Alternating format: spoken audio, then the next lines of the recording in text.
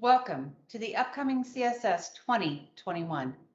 I am Jane Lozano, and along with Janet Lowe, we lead the Optimizing the Use of Data Standards Working Group.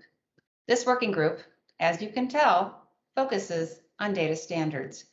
While regulatory authorities now require standardized data, there are still gaps, issues, and challenges in the interpretation and use of these data standards. This working group aims to identify and close specific gaps that prevent regulatory authorities and industry from optimizing the use of data standards.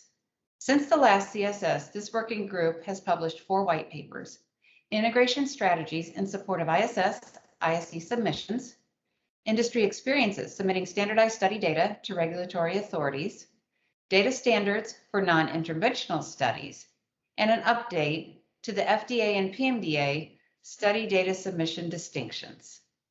Also, in collaboration with CSS, the CSS Primer is now available, which brings together a series of short, animated videos, as well as helpful links to introduce newcomers to the suite of CSS standards. There are several ongoing projects within this working group. The first one is the Bioresearch Monitoring Data Reviewers Guide, which is a new project. The deliverables include a template, completion guidelines, and example documents. We are happy that CEDAR and CBER are part of the collaboration and are actively involved. There will be 2 breakout sessions during the CSS to discuss the template and completion guidelines. The second one is also a new project, Best Practices in Data Standards Implementation Governance. This project entails multiple facets of data standards. The deliverable will be a white paper.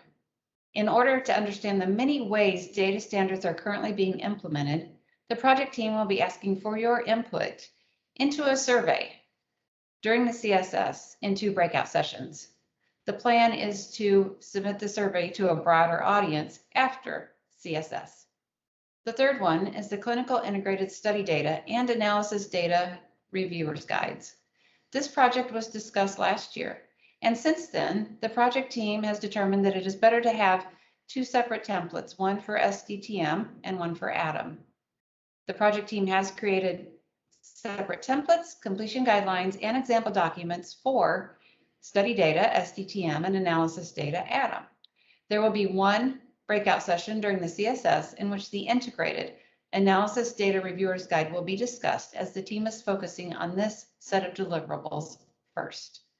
The fourth one is a collaboration with FDA in the realm of oncology safety data standards. In the first half of 2021, the project team provided comments from industry on the safety data specifications published by the FDA Office of Oncologic Diseases and the Oncology Center of Excellence as part of the Real-Time Oncology Review pilot program. There will be a breakout session during the CSS to start phase 2, which will include providing examples and suggestions for how to deliver according to the specifications. The fifth one is the SDTM ATOM FAQ implementation project that has had 2 very successful expert answers to community questions forums and plans to continue with these forums on a quarterly basis.